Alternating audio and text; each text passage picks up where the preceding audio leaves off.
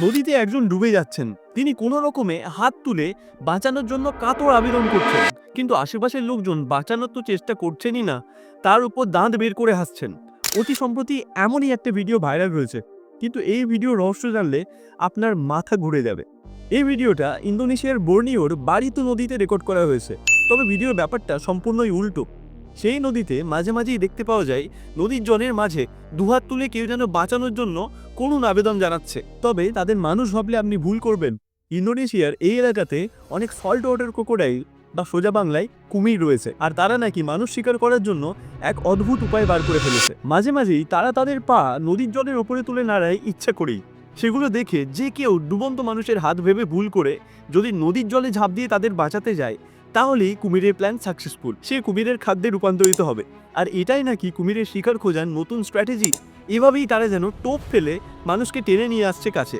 কুমির হলেও বুদ্ধি কিন্তু সাংঘাতিক।